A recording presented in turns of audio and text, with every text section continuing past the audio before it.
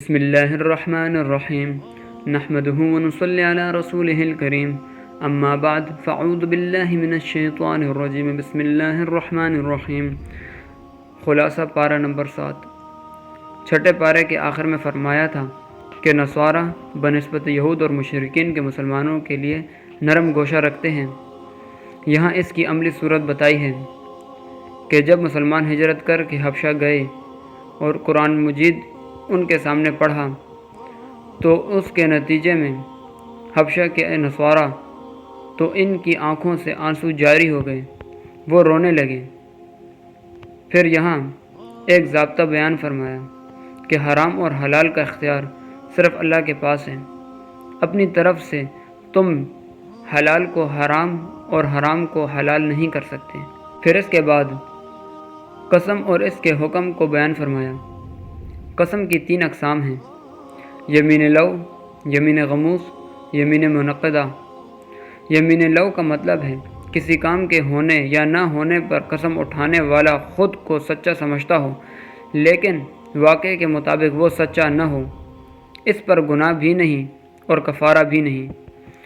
یمین غموس، جان بوجھ کر جھوٹی قسم اٹھائی جائے، اس پر گناہ ہے، توبہ استغفار کرنی چاہیے لیکن کفارہ نہیں۔ یمین منعقدہ، آئندہ کسی کام کے کرنے کی قسم اٹھا کر کام نہ کر سکا اور یا نہ کرنے کی قسم اٹھائی اور کر لیا، اس پر کفارہ ہوگا، اور ظاہر بات ہے جب قسم توڑی ہے تو گناہ بھی ہوگا۔ کفارہ میں 10 مسکینوں کا کھانا اور درمیانے درجے کا، یا پھر 10 مساکین کو کپڑے پہنانا، اور یا ایک غلام آزاد کرے۔ اگر ان میں سے کچھ نہ کر سکے تو لگاتار 3 روزے رکھ لیں۔ پھر آگے فرمایا: نمبر 1 شراب، نمبر 2 جوا، نمبر 3 بت، اور نمبر 4 جوئے کے لیے جو تیر پھینکے جاتے ہیں۔ یہ چاروں قسم کی چیزیں حرام، گندی اور شیطانی عمل ہیں، اس سے بچنا ضروری ہے۔ محرم کے لیے حالت احرام میں خشکی کا شکار کرنا جائز نہیں، خواہ شکار اس جانور کا ہو جس کا گوشت کھانا جائز ہو یا اس جانور کا ہو جس کا گوشت کھانا جائز نہ ہو۔ البتہ دریائی اور سمندری جانوروں کا حالت احرام میں شکار کرنا جائز ہے۔ ایک صحابی نے رسول اللہ صلی اللہ علیہ وآلہ وسلم سے پوچھا کہ حج ہر سال فرض ہے؟ تو آپ علیہ الصلوۃ والسلام خاموش رہے۔ انہوں نے پھر سوال کیا، آپ علیہ الصلوۃ والسلام پھر خاموش رہے۔ انہوں نے پھر سوال کیا تو آپ علیہ الصلوۃ والسلام نے جواب دیا کہ اگر میں ہاں کر لیتا تو حج فرض ہو جاتا اور تم اس کو نبھا نہیں سکتے۔ قرآن مجید کی آیت نازل ہوئی کہ بغیر ضرورت سوال نہ کیا کرو، جس کی ضرورت ہو بس وہی سوال کیا کرو ورنہ مشکل میں پھنس جاؤ گے۔ پھر آگے فرمایا کہ کچھ مشرکین نے کچھ جانور اپنے اوپر حرام کیے تھے جس کی اللہ تعالیٰ نے تردید فرمائی ہے۔ ایک وہ جانور تھا بحیرہ، یہ وہ جانور ہے جس کے کان کو چیر دیا جاتا اور اس کے دودھ کو صرف بتوں کے نام پر مخصوص کر لیا جاتا۔ سائبہ، اس جانور کو کہا جاتا ہے جو صرف بتوں کے نام پر چھوڑ دیا جاتا ہے اور اس سے کسی بھی قسم کا نفع حاصل کرنا جائز نہیں تھا۔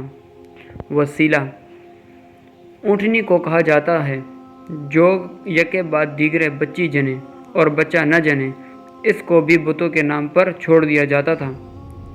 حام، وہ نر اونٹ جو ایک خاص تعداد میں جفتی کرتا ہے، اسے بھی بتوں کے نام پر چھوڑ دیا جاتا۔ یہ بطور مثال 4 جانوروں کو ذکر کیا۔ اللہ تعالیٰ کے نام پر جانور ہونا چاہیے، بتوں کے نام پر جانور نہیں ہونا چاہیے ورنہ ناجائز اور حرام ہے۔ قیامت کے دن اللہ تعالیٰ انبیاء علیہ السلام سے فرمائیں گے، جب تم نے دعوت دی تو تمہاری قوم نے تمہیں کیا جواب دیا اور دعوت کیسے قبول کی؟ تو انبیاء علیہ السلام یہ بات عرض کریں گے، اے اللہ، ہم ظاہر کے مکلف ہیں، ان کے دل میں کیا ہے ہم نہیں جانتے، دلوں کا حال تو بہتر جانتا ہے۔ آج جو فیصلہ ہونا ہے وہ ظاہر پر نہیں، اندر کی کیفیت پر ہونا ہے، اور وہ آپ بہتر جانتے ہیں۔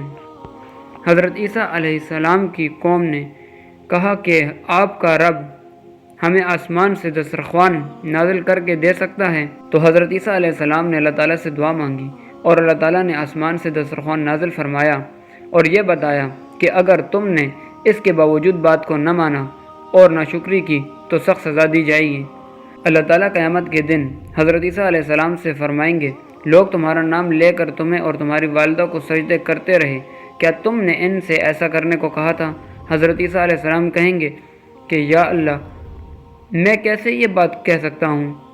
اللہ آپ پاک ہیں، جب تک میں ان کے اندر تھا میں انہیں سمجھاتا رہا، ہاں جب آپ نے مجھے اٹھا لیا آپ ان کے نگہبان تھے۔ حضرت عیسیٰ علیہ السلام قیامت کے دن گزارش کریں گے، یا اللہ اگر آپ ان کو عذاب دینا چاہیں تو یہ آپ کے بندے ہیں، اور اگر آپ ان کو معاف کرنا چاہیں آپ غالب ہیں، آپ معاف کر سکتے ہیں۔ اللہ تعالیٰ فرمائے گا آج سچے کو سچائی ہی فائدہ دے گی۔ کئی آیات میں یہاں حضرت ابراہیم علیہ السلام کی توحید کا ذکر کیا گیا۔ آپ کے والد بت بناتے اور بیچتے اور حضرت ابراہیم علیہ السلام بتوں کی تردید کرتے تھے، تو یہاں اللہ تعالیٰ نے ذکر فرمایا کہ حضرت ابراہیم علیہ السلام اپنے والد کو سمجھایا کرتے، بت بناتے ہو، میں تمہیں اور تمہاری قوم کو دیکھتا ہوں، تم لوگ گمراہ ہو۔ حضرت ابراہیم علیہ السلام نے مثالیں بھی دیں، سمجھایا قوم کو، بت پرستی کو جرم ہونا واضح کیا۔ پھر اللہ تعالیٰ نے فرمایا کہ حضرت ابراہیم علیہ السلام ہی نہیں، ان کے ساتھ بہت سارے انبیاء ہیں، سب انبیاء نے توحید کا کام کیا اور توحید کی دعوت دی۔ اللہ تعالیٰ نے سورہ الانعام کے اس رکوع میں جس قدر انبیاء کرام کا ذکر کیا، اس طرح اکٹھا اور کسی بھی جگہ انبیاء کرام کا تذکرہ نہیں فرمایا۔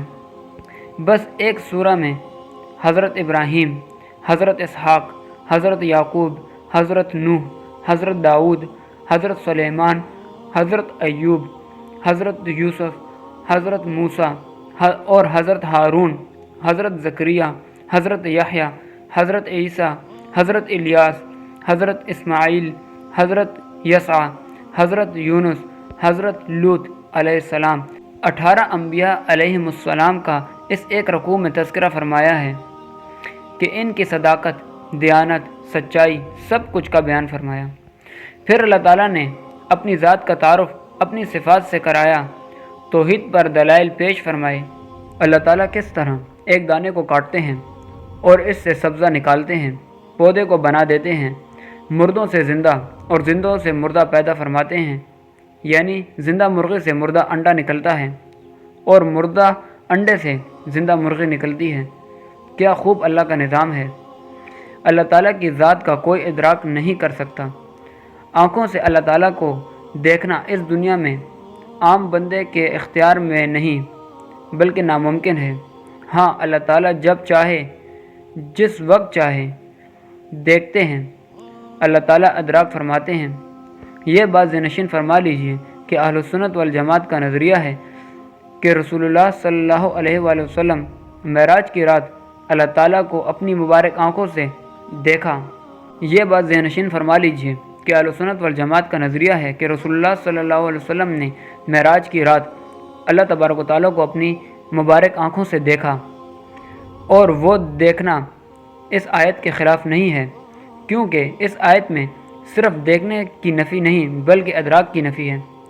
ادراک کہتے ہیں رؤیت مال احاطہ کو، اس طرح دیکھنا جس میں مکمل احاطہ ہر جانب سے ہو، اس کی نفی کی ہے۔